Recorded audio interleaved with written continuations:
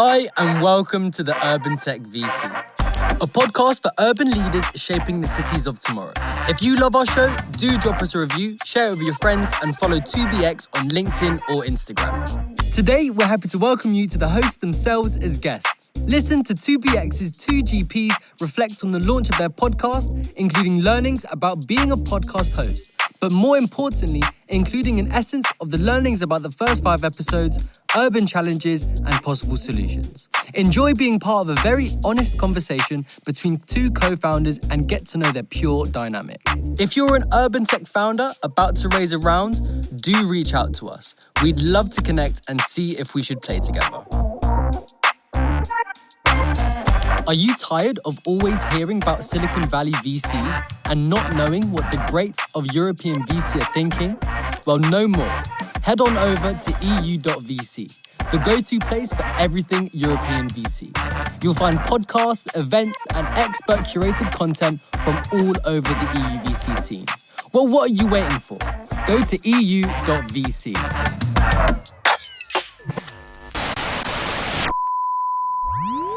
Hi, we wanted to do a lessons learned session, but now I don't want to anymore. First lessons learned, Katharina lives in a rural area. I don't. Called Berlin-Grunewald. I live nearly in the forest, but anyway. Yeah, exactly.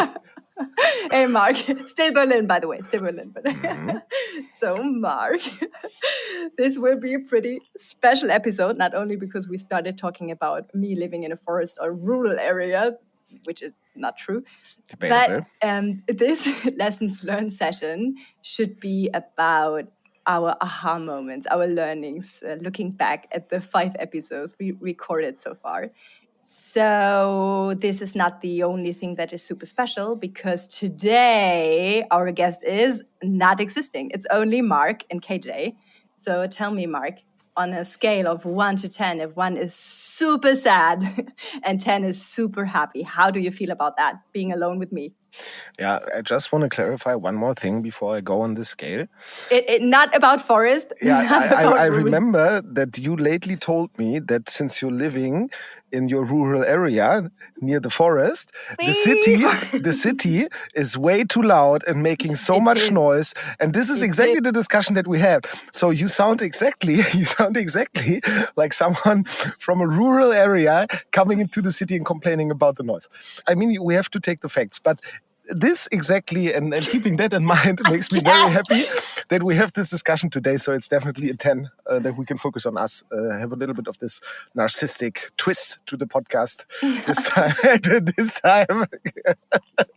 Now, Mike, today is your time to shine.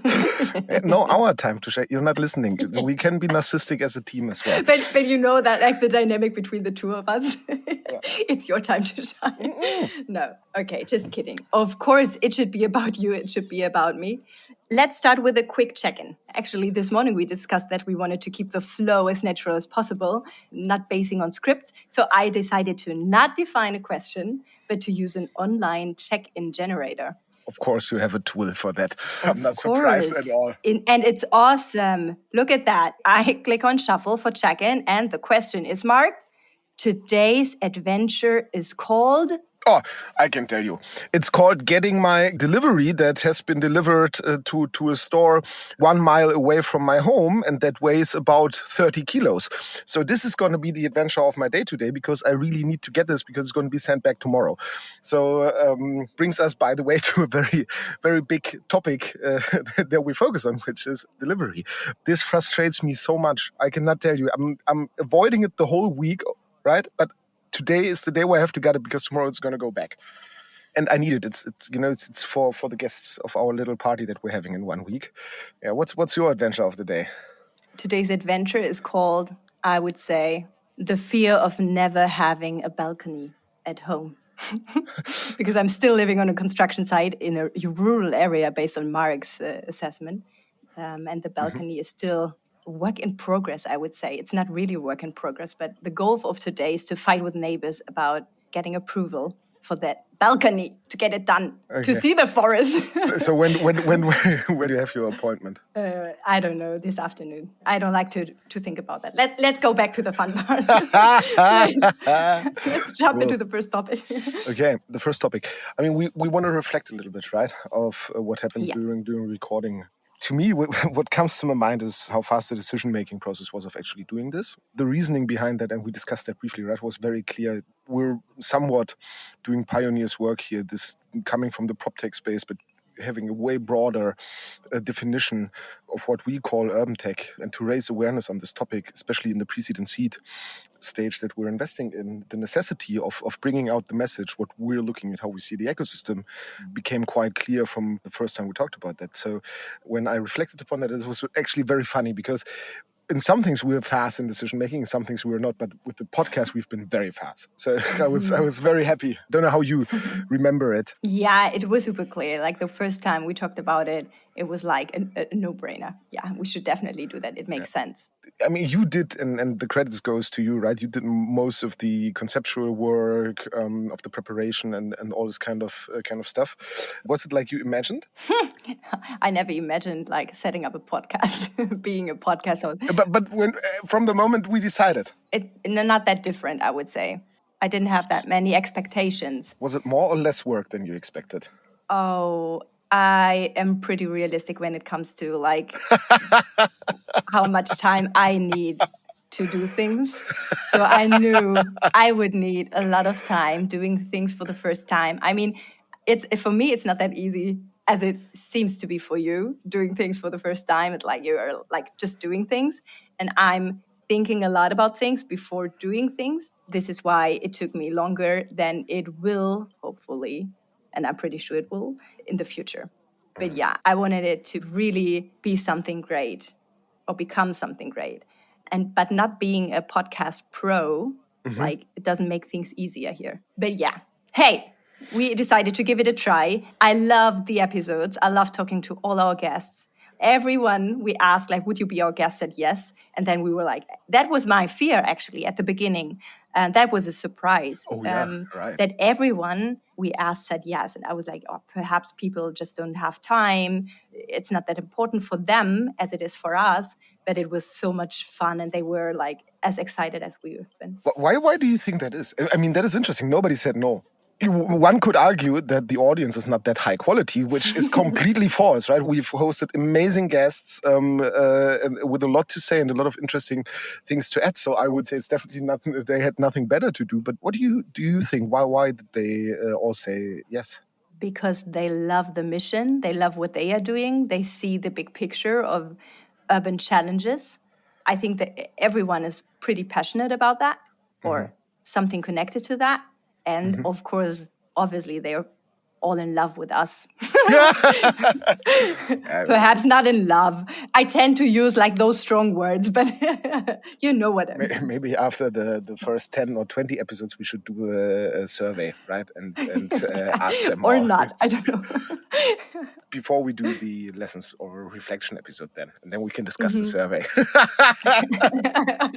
Yeah, we recorded 5 episodes, right? What was the one? I mean, it's hard to pick one that stood out the most, but there's definitely different momentum to every episode and different connections. So when you're remembering recording those episodes, or not recording, but having these discussions with our guests, is there one episode where you thought, oh my God, that was awful from us? Not from the guests, maybe also from the guests. They're not here, right? They cannot defend themselves now. So we can judge a little bit. Yeah, of course. I mean, I remember the first episode, the how to do it, like how to collaborate while having an interview, like the two of us. That was completely overwhelming. So I remember that as a really frustrating moment. Then it got better, like in the interview with Tanya. I felt like, okay, we have a better system now. I actually realized after having listened to it again that I missed that many information. I couldn't remember, but it was so much content in it, and I really loved that. It gave me a bit of peace, like even if we are not pros in what we're doing here or experts yet, it's really of value what we are doing because our guests know what they're talking about. I could listen to the episode with Tanya, for example, several times and would have several new learnings. It was crazy. It was a crazy aha moment I had yesterday when I listened to it again. I mean, when you say that we're no experts yet, you obviously mean in podcasting, right? Yeah. In being a podcast host.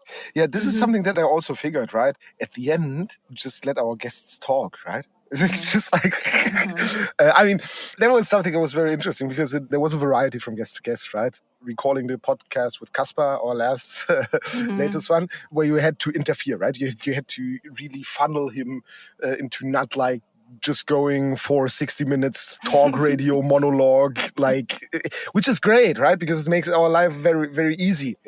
Yeah, different challenges in different episodes, I would say. What was the most special one for you?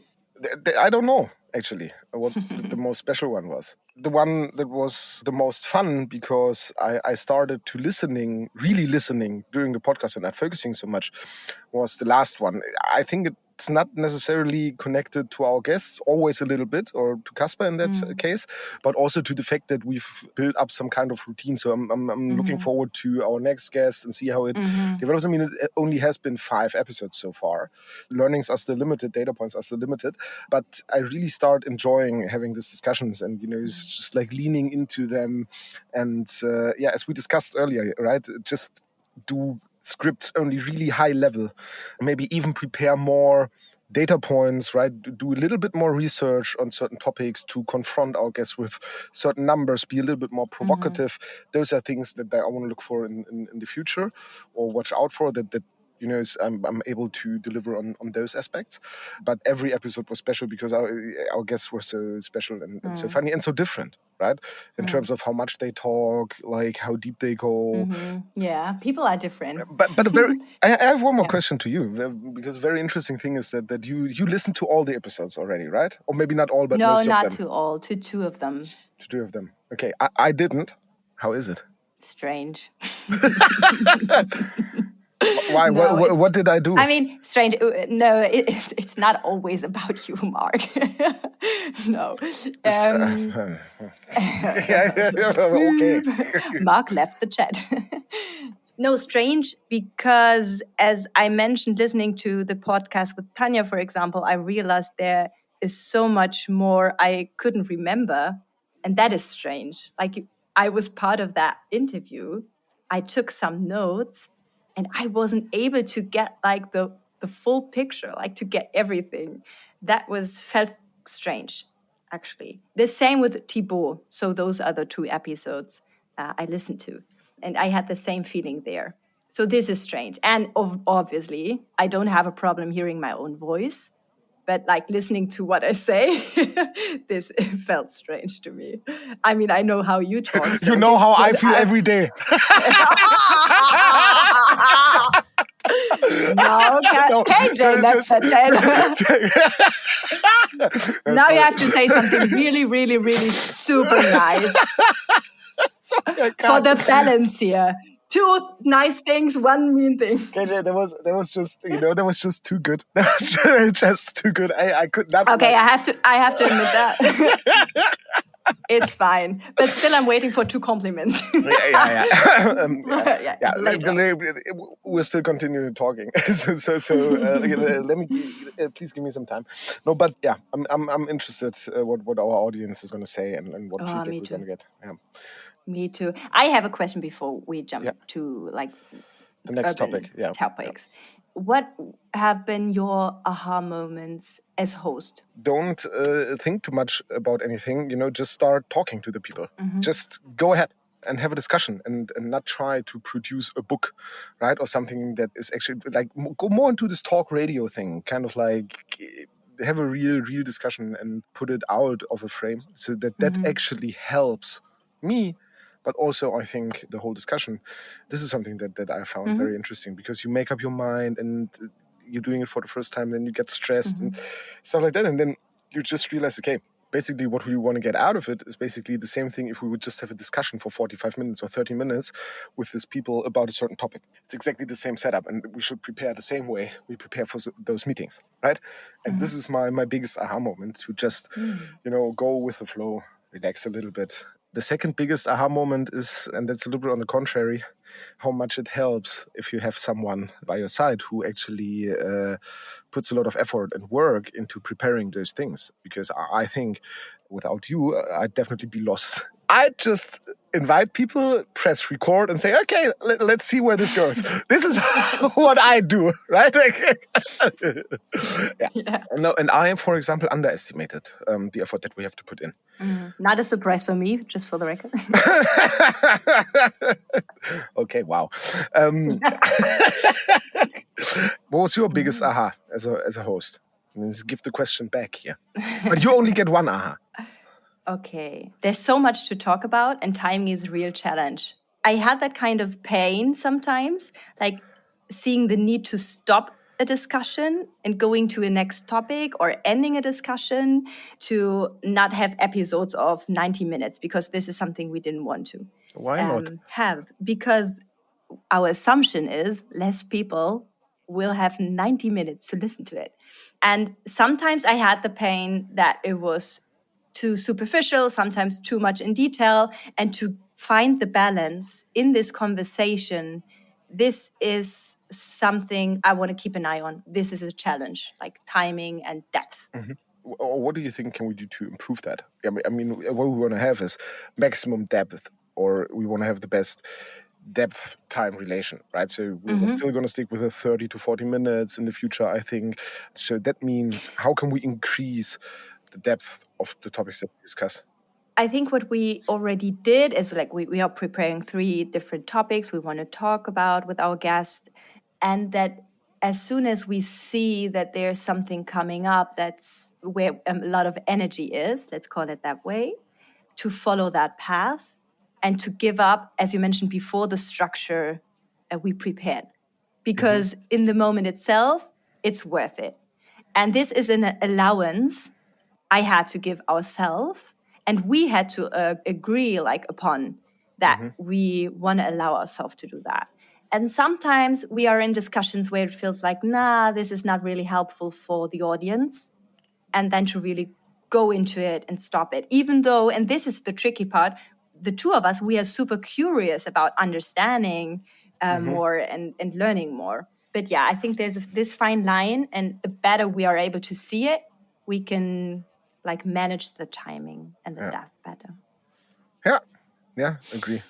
I mean, as I said beforehand, I think also, but that is my way of dealing with that, is like more in-depth preparation of data points and some research and facts, just to sharpen the discussion a little bit, or discussions in the future. But this is something that I will focus on a lot, I think. And I will love that. Let's see. Now you said it out loud. Yeah, that's my mechanism. It's a commitment now. Yeah, that's my mechanism. So let's talk a little bit about the topic itself that we discussed in this 5 episodes, right? Which is urban areas, and more particularly urban challenges. Yeah, that would be cool. My proposal would be just to throw in aha moments and see if it resonates with the other person, but without need to discuss in depth if we don't see need to, because I would prefer to have a bouquet of a lot of different learnings, because you have that sessions or that episodes, you can listen to those episodes afterwards, but to share that bouquet, that would be more important for me. Is that fine for you? You want to kick it off? Yeah, no, I want you to kick it off. Okay. The one big aha moment I had was that we had a quite diverse set of guests, but they have been very clear in one thing. It came out in every episode, and that is that the complexity that urban challenges bring, due to the fact the number of stakeholders that are involved, due to the fact that you have infrastructure, that you have people, that you have a lot of elements connected to urban areas, poses a huge problem to actually solve those challenges efficiently. And you cannot solve them without massive conflicts. Conflicts and interaction. Yeah.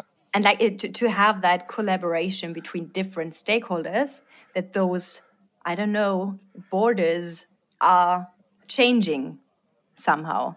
Yeah, totally. And I mean, I would have expected, for example, that when Fabio was there, that he has a different set of problems when it comes to how to solve his urban challenge or his challenges, right, in this urban context.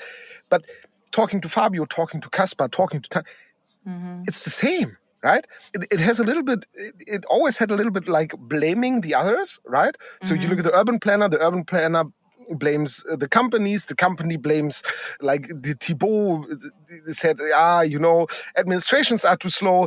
Then you had Fabio who said, the people who live here, they want to have public life, but they do not want to have the noise of public life. So what is wrong? We had that from the architect's view also. Like we had the residents, those are the row. But it was so interesting to figure out that actually everyone looks at it kind of the same way and sees the complexity in kind of the same way. The interesting thing is, how can we and how can our portfolio companies, for example, utilize this knowledge and benefit from that, right? And this is something I think we should put some work on and maybe even go in depth. And I had this very interesting, and it's not an aha moment, but maybe it's more an idea, but maybe we should do a kind of like sounding board once a year where we bring together all our podcast guests, or a couple of them or selected of them, to discuss approaches of our portfolio companies in urban context and give our portfolio companies the forum or the possibility to get those views and discuss with the people involved in those ecosystems. Cool idea. Yeah. And a helpful one. Definitely see the importance there. What stood out to me also in different episodes was people tend to apply double standards. In general, I totally agree. But I don't want to be affected myself. Like the restaurant example, like I want to sit on the terrace at night. I don't want to go inside. But if it's the restaurant next to my house and I want to sleep, go the fuck inside. I do not even want to have a restaurant near my flat because it smells and it's loud and it's, Yeah. And this is something that is really tricky because sometimes, like also as I don't know if as founder, as company owner or whatever, you seem to have people agreeing because on an abstract level, they say, yeah, nodding heads, yeah, totally. But then in detail, when it comes to doing things and executing things, they might like totally change their mind. And you have the impression first, or got the impression first, that they are fully like supporting what you're doing. I agree. The more I think about it, right, it's you work against pushbacks by all means if you want to change urban ecosystems. But on the other hand, and I think this is something great, right? Technology can deliver a lever to solve these problems of interfering stakeholder interests, right? Somewhat. I mean, I'm just going to give you something very stupid here, but with regards to the restaurant, imagine we could do the same thing our headphones do. We could protect the flats with these interference sounds, right? To make them more silent, right? The same thing noise cancelling headphones do. They emit sound waves that interfere with the sound waves coming in, and then it gets silent. Imagine we would put those technology on every facade, right? Just thinking out loud, and I know it's a stupid idea, but in any way, I think technology can build a bridge between the interest of the community living in cities, the public interest, the personal interest, the economic interest, the social interest, right? And this is something that also stood out to me, that also for us, when looking into the companies that we invest in, that this could be an angle that we should give more room, right? How does it contribute to the complex interference and conflict potential between urban stakeholders in a positive way? Otherwise, you're doomed to failure. You cannot significantly change something in urban areas against if one group, one stakeholder group pushes significantly against this change, then you will not change anything. You know what? But I have a tension here, kind of, because I feel like we won't be able, in that complex environment, to really meet all the expectations and needs of everyone. The same person in different situations has different expectations, like the person living there not wanting the restaurant like next to me, but in another situation wanting that. And shouldn't like people live with the idea of I have to, or there will be like concessions somehow? Yeah, sure thing. The question is to what extent, right? To what extent? And if you can ease this pain of concessions. But looking at like founders, like urban tech founders, I think essential will be that they really understand what the need is. Again, referring to double standards, that you might talk to architects and they say, no, I had that in mind, like talking to Casper. He said, hey, it's working in architecture, it's working in projects, it's unforeseeable. And this could really have an impact on how architects look at solutions, trying to give them control over processes. Because from the outside, it seems like, hey, they could really need some control, but it could like lead to architects living in projects. It's totally unforeseeable for them. So many factors influencing the project that even if this solution would make sense somehow, their mindset is like, hey, it won't be possible to get control over something. If I just control one part of it and still the rest is super uncontrollable, why would I care? You know? And then like really understanding, like as founder talking to architects, and you see like they don't have control, you would see, hey, that's a huge problem and they need that solution, but perhaps they don't want that solution or they wouldn't use it. You know what I mean? Or is it too abstract? No, I know what you mean. And I agree. But I think this is something that I would say is not even so specific about the urban environment or the urban challenges. That is something that is in every more complex environment, that is really true what you just said and applicable. But one more thing that I want to highlight that stood out in a positive way throughout all the episodes that we recorded is that the challenges itself, right, that we also have manifested into our thesis, is agreed upon every host, right? And this is basically climate is a problem. Caspar said something very interesting. If we build, we emit, full stop. We have to be honest with ourselves. Everything else is greenwashing. And I agree. But the fact that we accept that does not mean that it's bad itself, right? We should accept it and then mitigate it and look how we can deal with this fact, right? Not lying to ourselves. This is something that I consider very interesting. Then the density topic in everything, people, traffic, goods, and of course the circularity aspect, like shortening supply chains and shortening value chains as a very important factor for cities of the future. And that was interesting to me, that without us priming our guests, like, look, this is our thesis, would you agree with that? Everyone more or less said, look, these are the main problems in cities, right? Or everything they described could be put in one of these three buckets. This was very interesting to me to figure out and to learn. That is not the question anymore, if those are the challenges. It's more a question about how to solve it. And to me, it stood out in those 5 episodes that no one has the answer how to really do things in that complex environment, like putting more focus on collaboration, interactions between different stakeholders. That is clear. But how to do that as best practices, we never had like one best practice there. Like really, honestly, it was like always complicated. Because there isn't, right? Yeah, because there isn't. But this is something like the trial and error attitude and mindset is of importance in the urban environment as well, like in founders, like in startups and founding teams. But I think it's hard to implement that. It takes some time. And talking about time, this is something that stick what Casper said, like the huge transitions in paradigms, like things that changed over the past 20 years already, how we look at building, etc. And then I felt kind of a humility, like looking at the scope of these changes and thought like, wow, we already achieved that much there. Like things changed. That was so important. I mean, it is undoubtful that we are not going to build office centers anymore or industry centers in cities, or just like living areas, that it's more integrated, right? That we're thinking about 15-minute cities and stuff like that. So this also became very clear to me that the paradigm shift already has happened and is happening. Also something that was very confirming to me and soothing in some way, because it's definitely going to come to every big city, every big urban area sooner or later. But maybe, as you mentioned, time, let's jump ahead.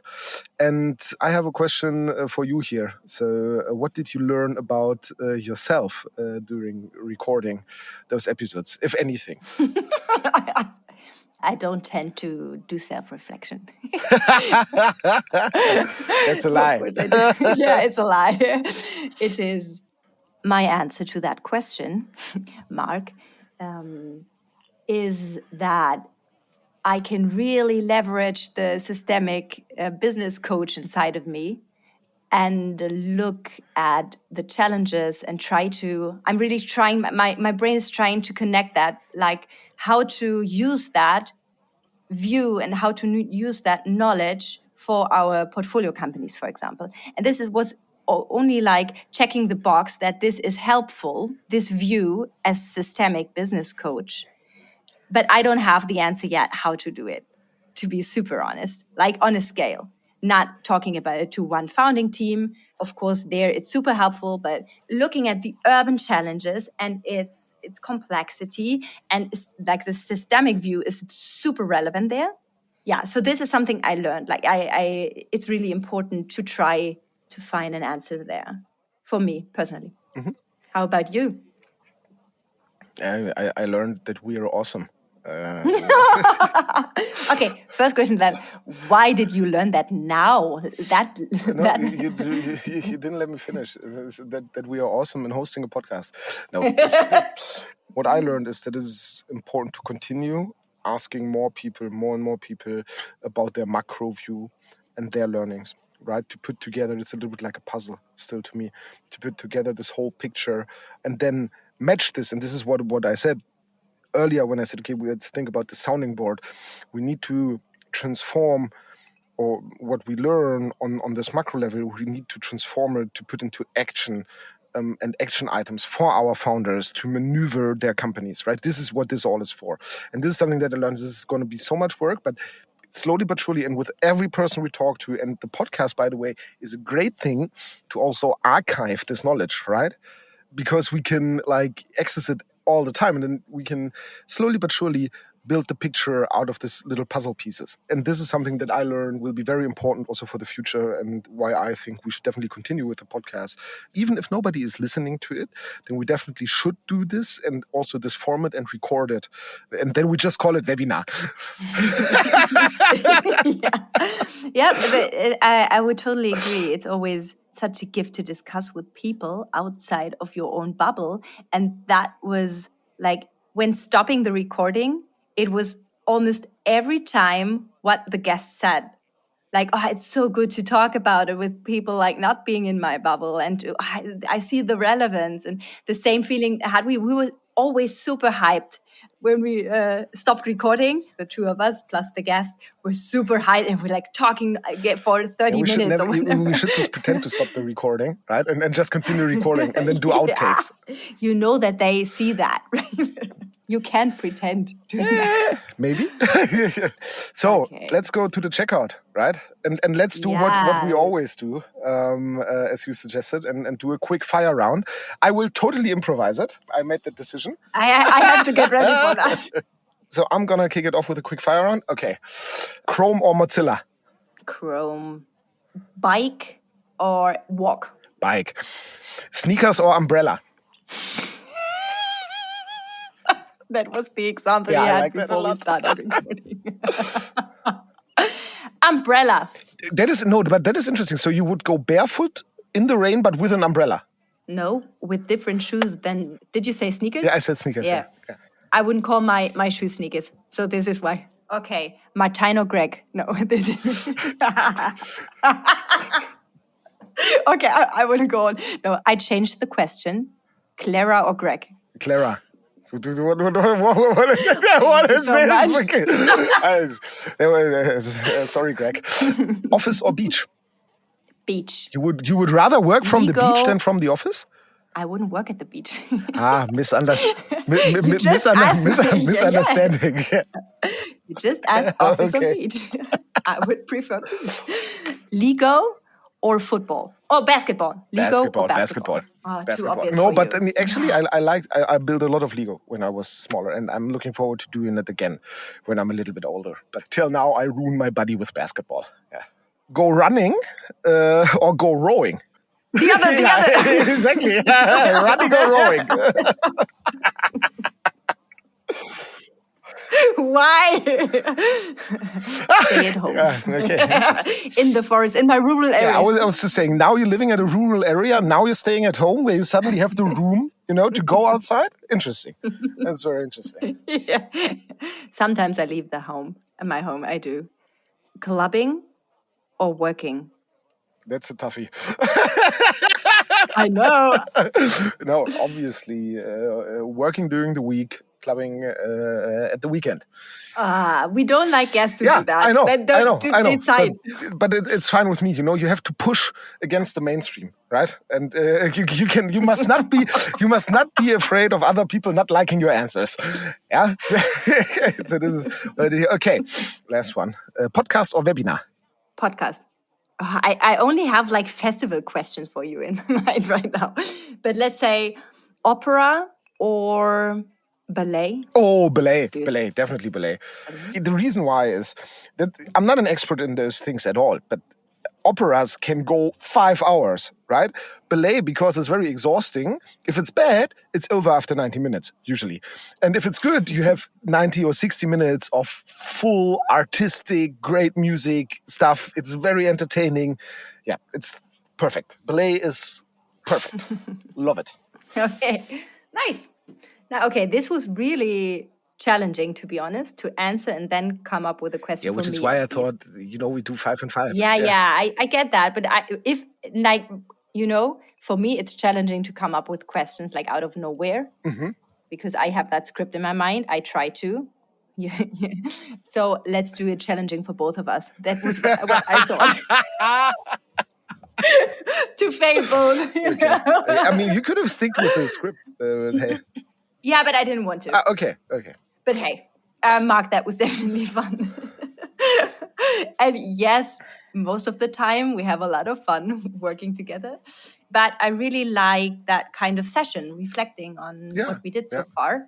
And I guess we should do that again. And I guess we keep on being podcast hosts. Yeah, let's see if anybody listens to any of the thing we have to say. So it's just like...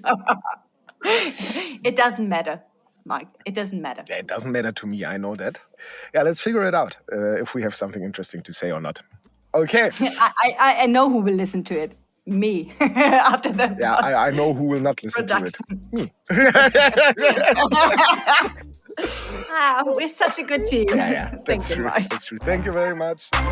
Thank you for listening to this week's episode of the Urban Tech VC, a podcast for urban leaders shaping the cities of tomorrow. If you love our show, do drop us a review, share it with your friends, and follow 2BX on LinkedIn or Instagram. And if you are about to raise a round, drop us a note at LinkedIn or via email at idea@2bx.vc. Let's have a talk and see where we can help. Are you tired of always hearing about Silicon Valley VCs and not knowing what the greats of European VC are thinking? Well, no more. Head on over to EU.vc, the go-to place for everything European VC. You'll find podcasts, events, and expert-curated content from all over the EUVC scene. Well, what are you waiting for? Go to EU.vc.